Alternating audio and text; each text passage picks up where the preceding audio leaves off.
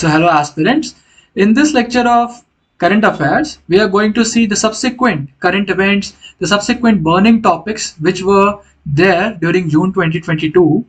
We are dealing with these topics so as to prepare ourselves especially for the upcoming preliminary examination of May 2023.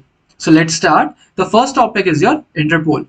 See, we are going to see only the most important aspects of Interpol, which are important especially from the prelims point of view. It was established in 1914. This is the first point that you should remember. Then it is not a law enforcement agency. This is very much important. It is not a law enforcement agency. The supreme body is Interpol General Assembly. Now this is very much important. Which is the supreme body of Interpol? It is Interpol General Assembly. India is a member since 1956. That's why we have to remember the date of the establishment of Interpol. That is 1914. India is not a member from its inception. India became member from 1956. Okay. Then CBI is the designated nodal body for Interpol in India. So remember these points regarding your Interpol. Okay, so the next one is your eVTOL. Now what is eVTOL and what is its full form?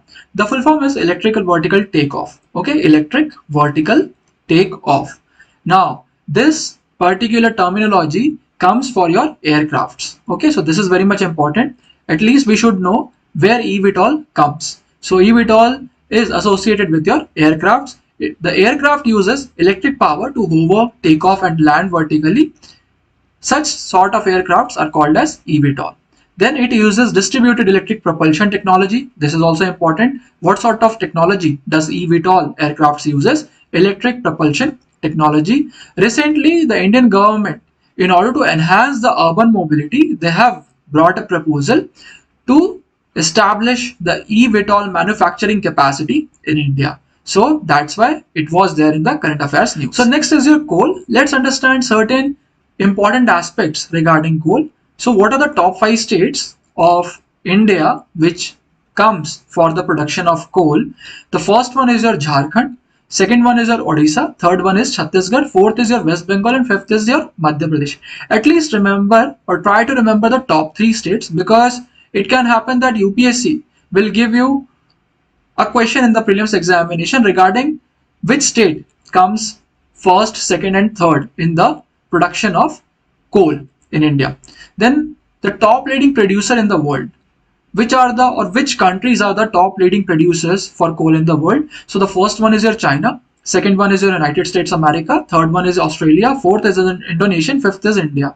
So in the top 5 countries, India is also one among them. Then what is syngas? We already have dealt with this particular concept in our previous lectures. So syngas is the combination of your methane, carbon dioxide, carbon monoxide, water vapor. Okay. The next is your gait test. Let's understand what this particular test is associated with. So see, it is a manner of walking or moving on foot.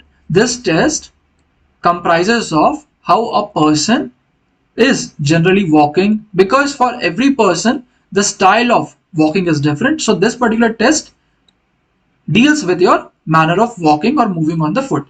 This helps to identify the suspects in criminal cases. Police and the various investigation agencies are using this gait test in order to solve the criminal cases. So that's why it was there in the news.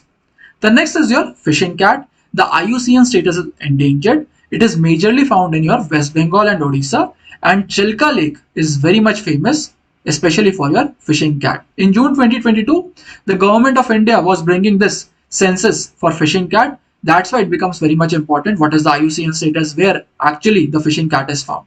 Okay. The next is your NARCL. NARCL stands for your National Asset Reconstruction Company Limited. Okay. It is an asset reconstruction company as well as asset management company. Try to remember this fact. It is both ARC as well as AMC. It can happen that UPSC will try to confuse you and tells that NARCL is only an asset reconstruction company. So it is not only an asset reconstruction company, it is also a asset management company. It is known as bad bank. We already know that thing. Then it is a collaboration between public and private sector bank. This is also very much important, that it is a collaboration between whom. Then majority of the stakes are owned by your public sector banks. Then the next is your organization of your Islamic cooperation. It is an international organization. Then it is found in 1969. Try to remember at least the decade. If you are not able to remember the year, try to remember the decade. 1960s. Then it is the second largest intergovernmental organization after United Nations. Okay, it is the second largest intergovernmental organization after United Nations. India is not a member. Permanent Secretariat is in Jeddah, Saudi Arabia. And it is also known as the collective voice of the Muslim world. That's why it becomes important.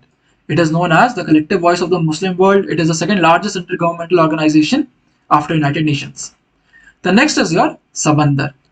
Sabandar is a 12th century saint. Okay, try to remember at least the century. 12th century saint, belongs to Chola dynasty. Then Saiva poet. That's why Nayanar. Okay, he was a Nayanar saint. Then he was also the contemporary of Appar. Again, a saint belonging to 12th century as well as from your Nayanar.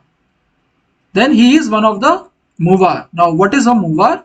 Principal saints of South India are called as Muvar. So there were three Muvars and he is one of them. He was one of them. So that's why it becomes very much important. The next is the State of the Environment report. Who has published this report? Center for Science and Environment, and this Center for Science and Environment is an NGO. It can happen that UPSC will try to play a game over here and try to confuse you by stating that State of the Environment report is published by Ministry of Environment, Forest and Climate Change.